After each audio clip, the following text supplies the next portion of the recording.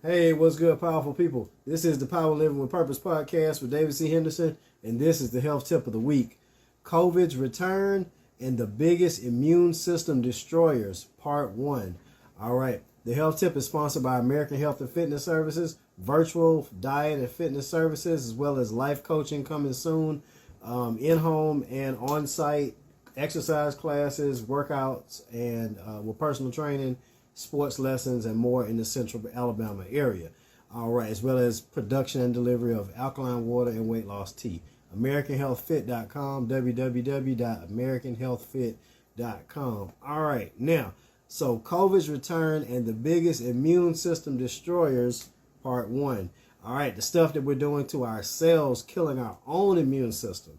All right, so unfortunately, we're beginning to see COVID cases rise again nationwide as children are back in school and, going around amongst each other. And most people, including myself, go most places without masks nowadays and are not socially distancing like before and all of that. Here's the thing, though. That's probably not going to change. I think people are gotten too comfortable with, going back to normal and don't really feel like, we really need to live that pandemic life again. So outside of booster shots, the COVID booster shots, there's only one thing you can control, and that's what goes into your mouth every day, what goes into your body every day, that is either making your immune system better or worse. So you literally can save your life or kill yourself slowly by what you're putting in your mouth every day. If we saw that during COVID, what they said, 90% of the deaths were people who had pre-existing conditions, who diabetes, high blood pressure, high cholesterol, all those different things. All of those things are reversible or able to be brought down to such a low level where you don't need medicine. All right. So if you didn't have those health problems, you wouldn't be at that 90% risk of those people who died from COVID. All right. But I have, and I will continue to recommend vaccinations for people who are at high risks of the death or extreme illness from COVID, because the death or extreme illness from the vaccine was 0.1% when the death of people with comorbidities and all those problems, 90% of the people who died had pre-existing problems. And I believe it was 95% of the people who died were unvaccinated. So 0.1% chance of health problems from the vaccine, 90 to 95% chance percentage of a problem from with not being vaccinated or having health conditions. The first thing to do is to get healthy as possible. That's the first thing. The government should have been pushing that the whole time. The government should have been pushing fruits and vegetables, exercise, sunlight, in a safe setting. That's what the government should have been pushing before a vaccine, though. So that should have been number 1. Vaccine should have been number 2. All right. Now, so here it is. The problem, I would say, in America, at least, is that when you go in a store, a grocery store or a regular store, about 75% of all the food in there is typically unhealthy. All right. If you're trying to live your best life, you're trying to live at an optimal level with no health problems of any kind, full energy, and live 100 years or more, 75% of the food in the store is not going to get you there. So as a result, we're the first generation of human beings on the face of the planet to ever be in a position where we're not going to be outliving the previous generations due to our own choices. All right, all throughout history of the planet, human beings have been trying to get healthier and healthier and live longer and longer, learning, don't eat that, don't do that, from cavemen all the way up to now is learning, don't eat that, don't do that. That's not going to help you. All right, now we just willingly do the worst things on earth and eat the worst things on earth. All right, so number 1 is the unhealthy diet. Then it's smoking. All right, smoking, if you smoke cigarettes or cigars because you want to relieve stress, the truth is you're actually creating more stress than you're alleviating, because you're actually stressing every organ in your system out by overwhelming them with toxins. And the relaxation that you get from smoking is actually your brain trying to heal your body from the poison that you just put in it. So your body is releasing these feel-good hormones into your body when you smoke, because it's trying to actually heal your body. It realizes that it's poison. You just put poison in your body. Your body's like, okay, calm down, calm down, calm down. All right, let's just slow down. We gotta try to repair ourselves. But then you go and put more in. So over time, that leads to lung cancer and every other form of cancer is at a high risk because of smoking. People who smoke cigars on the weekend, you puff and all that stuff, this is still full of toxins. I know it's cool to sit back with a cigar in your mouth and all that stuff, and people think it's okay. It is absolutely 1000% not okay. All right, those cigars and everything, it's not as bad as inhaling cigarettes, but it is on the same level of toxicity as the cigarettes and cigars. Same thing, Black and Milds, same level. You inhaling, that's the inhaling side. The non-inhaling, the puffing, is still just as toxic. All right, you're just not getting as much as people who inhale. All right, so cigarettes contain as many as 600 ingredients and chemicals when they're burned. All right, and over 50 of those chemicals are known to cause cancer and are extremely toxic. All right. I would ask you if you have ever seen a person over the age of 100 smoking. 99% of the time, the answer is no. So I would be willing to say that you have a 99% chance of living longer if you don't smoke. You maybe have a 1% chance of living longer if you do smoke. I would not be willing to bet my life on a 1% chance. All right, because everybody says, well, I know that one person who's in their 90s who still smokes, that one person that you know or whatever. So you got a 1% chance. How you like those odds? Not very good. All right, so now here we go.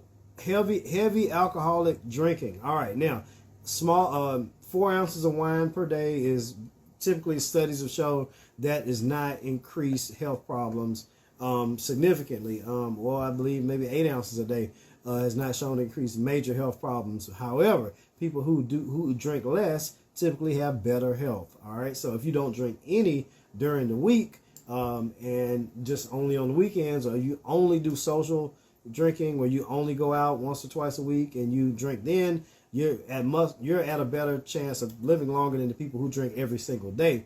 In terms of heavy alcohol, now the small amount of wine every day is okay, but if it still be better if you did not drink every single day. If you just drink on the weekends, Friday, Saturday, Sunday, for example, and just let the week keep the bottle down, keep it away until the weekend. All right, or you do Monday, Wednesday, Friday, or something like that. Just skip a day at some point. Come on.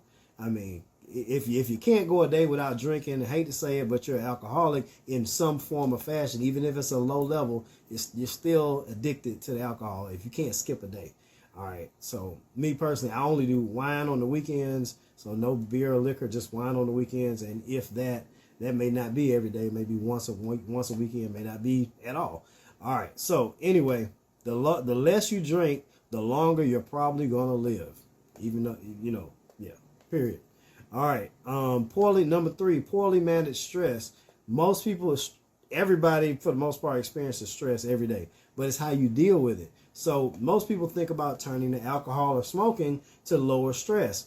All right. However, the better options are scientifically proven. The same chemicals that your body gets, that your brain releases into your bloodstream from smoking and drinking and eating unhealthy foods, it's the same. Those are the same neurochemicals that get released into your bloodstream from laughter, love, and exercise. All right. So you can replace drinking, smoking, drugs, unhealthy food with laughter, love, exercise, and sunlight. All right, you get out there and you're out there in the fresh air and experiencing good sunlight. You got a life, you're watching funny stuff or funny TV shows, funny movies, or typically half the stuff online is funny unless you just delve into the whole political side of social media. Then love doesn't have to be necessarily a romantic. It could just be platonic love between friends, family, or so forth. Just feeling love. It could be between a pet. All right, but poorly managed stress is when you're turning to smoking and drinking typically to relieve stress. However, while we have multiple stress things you can drink, stress drinks. You got chamomile, passion flower, CBD drinks. You got, I think Arizona makes a thing called stress-free tea. You got all these different type of drinks you can drink that lower stress without alcohol. All right, so the CBD options will probably be the strongest. And then you got all the different type of teas, stress-free tea. You can buy them in any store you go in. All right, then you got the other CBD gummies. You got so forth and so on. All right. Now, in terms of marijuana, I'll eventually do a deep dive, health tip into it. But pretty much the studies that the government has done over the last 40 years has shown themselves that marijuana is not as harmful as once was believed. All right. So, however, today's marijuana is not.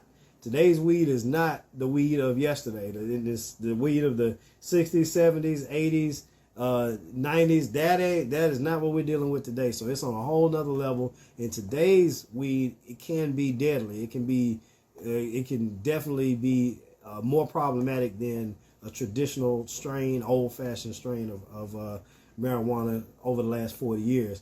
All right, so you do have to be careful on that level. And it's better to, since you have so many other ways than actually rolling and smoking it, you can actually get, marijuana in non-smoking ways. All right, edibles and so forth and so on, and also drinks. You have drinks and everything with CBD and also marijuana in it, depending on what state you're in. All right, but basically at the end of the day, we talk about COVID, we talk about the immune system and all of that. And at the end of the day, your diet, your exercise, your weight management, how much weight you need to lose to get down to a healthy weight, and basically your stress levels, all of that is going to determine how healthy your immune system is, with or without a vaccine. So, with a vaccine, of course, the statistics are there to show you that you stand a much better chance. If you're a healthy person, you probably could go with or without it. If you're an unhealthy person, you probably should get the vaccine because you got more likelihood of dying from COVID or being hospitalized from that than the 0.1 or even if it's 1% chance of a vaccine problem. If you're a healthy person, you could. It's 50-50. It's just if you stay healthy and you get the shot, you're probably gonna stay healthy. If you stay healthy and you don't get it, then you probably still gonna be healthy and still have a good immune system. Either way, it's 50-50 if you're healthy. But if you're unhealthy, you got a lot of health problems, yeah, statistics show you stand a better chance getting the vaccine. But other than that, stay strong, stay healthy, and stay powerful, my friends. Oh, and but on the other end, if you're actually not around a lot of people a lot, if you do wear a mask when you go around other people at this point, where it's not the COVID is not so widespread as it was before, even if you do have health problems and all that, you probably could still go without the vaccine if you follow the other stuff. If you wear a mask when you're around other people, if you're pretty much not around high traffic, if your household is not a high traffic household where you have lots of people coming in and out every day, yeah, you probably could go without the booster, but better than safe than sorry, unless you want to be super safe and then just go that route. So that's the other 2 cents on that.